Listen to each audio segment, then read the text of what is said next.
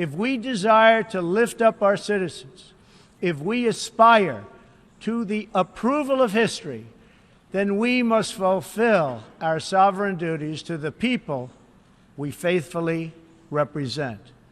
We must protect our nations, their interests, and their futures. We must reject threats to sovereignty from the Ukraine to the South China Sea. We must uphold respect for law, respect for borders, and respect for culture, and the peaceful engagement these allow. And just as the founders of this body intended, we must work together and confront together those who threaten us with chaos, turmoil, and terror. If the righteous many do not confront the wicked few, then evil will triumph. When decent people and nations become bystanders to history, the forces of destruction only gather power and strength. No one has shown more contempt for other nations and for the well-being of their own people than the depraved regime in North Korea. It is responsible for the starvation deaths of millions of North Koreans and for the imprisonment, torture, killing, and oppression of countless more. We were all witness to the regime's deadly abuse when an innocent American college student, Otto Warmbier, was returned to America only to die a few days later. We saw it in the assassination of the dictator's brother using banned nerve agents in an international airport. We know it kidnapped a sweet 13-year-old Japanese girl from a beach in her own country to enslave her as a language tutor for North Korea's spies. If this is not twisted enough, now North Korea's reckless pursuit of nuclear weapons and ballistic missiles threatens the entire world with unthinkable loss of human life. It is an outrage that some nations would not only trade with such a regime, but would arm, supply, and financially support a country that imperils the world with nuclear conflict. No, the Iran deal was one of the worst and most one-sided transactions the United States has ever entered into.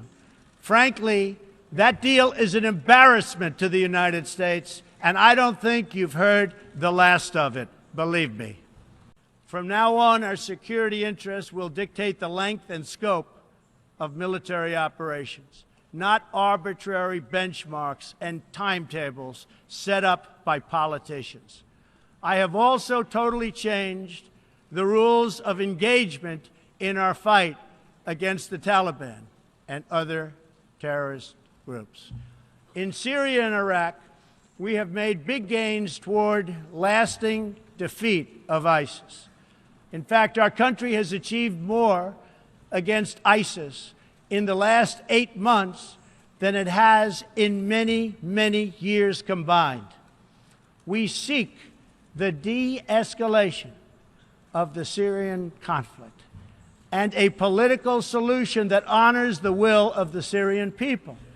The actions of the criminal regime of Bashar al-Assad, including the use of chemical weapons, and drains them of the human capital necessary to motivate and implement those reforms. For the receiving countries, the substantial costs of uncontrolled migration are borne overwhelmingly by low-income citizens whose concerns are often ignored by both media and government. I want to salute the work of the United Nations in seeking to address the problems that cause people to flee from their homes. The United Nations and African Union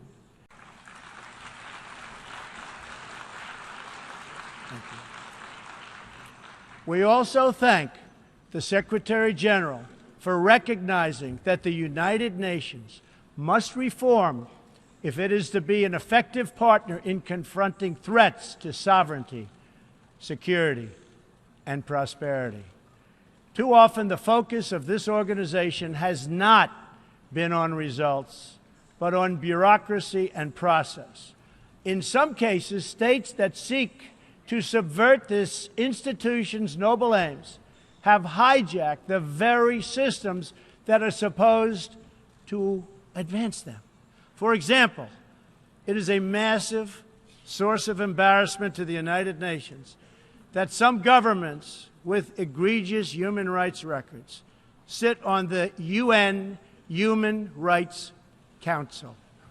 Major portions of the world are in conflict, and some, in fact, are going to hell. But the powerful people in this room, under the guidance and auspices of the United Nations, can solve many of these vicious and complex problems. The American people hope that one day soon the United Nations can be a much more accountable and effective advocate for human dignity and freedom around the world. In the meantime, we believe that no nation should have to bear a disproportionate share of the burden, militarily or financially. Nations of the world must take a greater role in promoting secure and prosperous societies in their own regions. That is why in the Western Hemisphere, the United States has stood against the corrupt, destabilizing regime in Cuba. My administration recently announced that we will not lift sanctions on the Cuban government until it makes fundamental reforms. We have also imposed tough, calibrated sanctions on the socialist Maduro regime in Venezuela, which has brought a once thriving nation to the brink of total collapse. The socialist dictatorship of Nicolas Maduro has inflicted terrible pain and suffering on the good people of that country. This corrupt regime destroyed a prosperous nation by imposing a failed ideology that has produced poverty and misery everywhere it has been tried. To make matters worse, Maduro has defied his own people, stealing power from their elected representatives to preserve his disastrous rule. The Venezuelan people are starving, and their country is collapsing. Their democratic institutions are being destroyed. This situation is completely unacceptable, and we cannot stand by and watch.